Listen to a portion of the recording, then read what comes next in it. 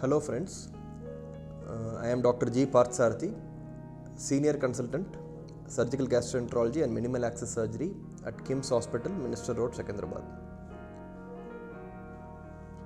Today we will discuss a very serious, very difficult to treat and reasonably common problem which we encounter in our gastroenterology practice, and this is called acute pancreatitis. So what is acute pancreatitis?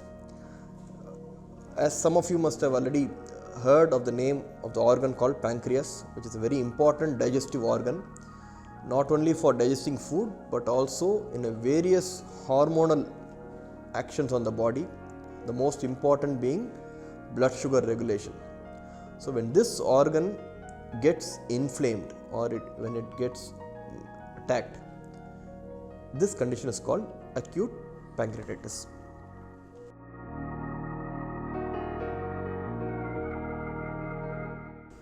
There are various reasons why this pancreas can get inflamed.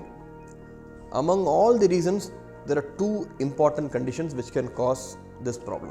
One is alcohol, abuse of alcohol, or even a single dose of alcohol can cause the pancreas to get inflamed.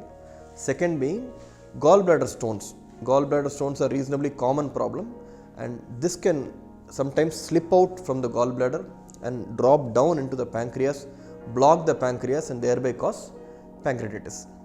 So among all the reasons, majority of our patients who get an attack of pancreas or pancreatitis, they fall under these two categories.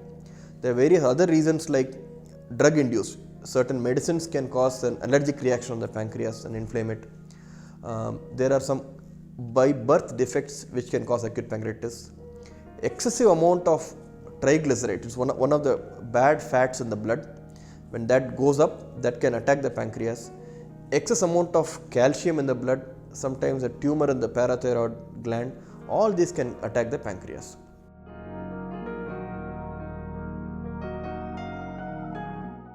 Pancreas is an organ, even though it is located within the abdomen. Once it gets inflamed, it has the potential to affect literally every part of the body, starting from the head to the toe. So pancreatitis can cause problems in the intestine, it can cause fluid accumulation in the lung, it can cause breathing difficulty, it can cause a decrease in the pumping power of the heart, it can cause neurological problems, it can cause all complications starting from head to toe. And a severe pancreatitis is an extremely difficult problem to manage. Patients can spend weeks to months in the hospital to recover. But luckily, majority of the patients, out of 100 patients who develop pancreatitis, at least 70 to 75 of them generally get a mild attack. So that's a saving grace, meaning they will present only with pain and which will usually respond within a few days with medicines and they get better. And once we make sure that we find out the cause of pancreatitis and treat it, these patients may continue to live a very normal life.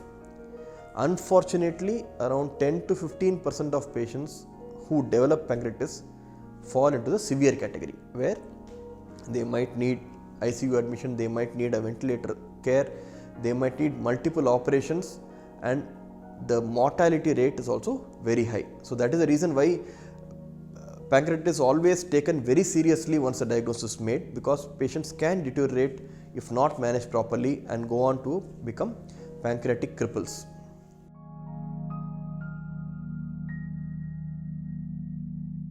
Majority of patients with pancreatitis are managed with medical treatment, meaning they do not need any surgery to cure it. So an early diagnosis is very important, because pancreatitis presents with just severe abdominal pain. The pain can be diagnosed as an ulcer pain, somebody might think it is gallbladder stone, somebody might think it is gas pain. But once you miss the diagnosis of pancreatitis, you miss the initial golden period of treating it. So always it's important that one diagnoses an acute pancreatitis at the earliest and start treatment. So initial treatment with IV fluids, antibiotics, and if needed, the patient has to be given oxygen supplementation and the patient is managed. It is also important to assess the severity of the attack by doing a CT scan or an MRI scan to see how much of the pancreas is affected. And once this scan confirms that the attack is severe, patients might need a care in the intensive care ward. And if the patient who has severe pancreatitis develops certain complications like intraabdominal infections or any pus collections because of the pancreas rotting, they might need a surgery or they might need certain insertion of tubes to drain the infection out. So, but the most crucial thing in the treatment of pancreatitis is early detection of the problem and immediate initiation of treatment, and that has a very important effect in reducing the severity of the attack.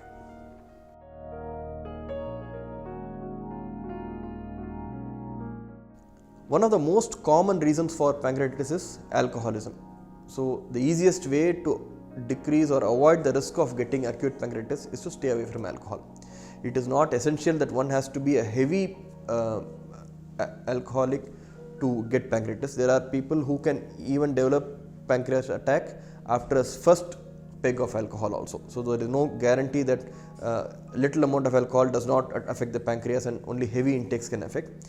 Sometimes alcohol can cause an allergic sort of reaction on the pancreas, and that can cause a pancreatitis attack. Second common cause, as I told you, is stones in the gallbladder. So, once a patient develops a pancreatitis because of gallbladder stones and recovers, we generally don't want this to happen again because of new stones slipping back into the pancreatic duct. So, these patients have to undergo a laparoscopic surgery and get the gallbladder removed so that future attack of pancreatitis is prevented. Good control of the lipid profile, meaning the triglyceride level, the cholesterol level, all these have to be under good control to avoid pancreatitis. And there are many other causes where we do not have a clear treatment. Those patients are managed, luckily they are only a minority and they can be managed conservatively.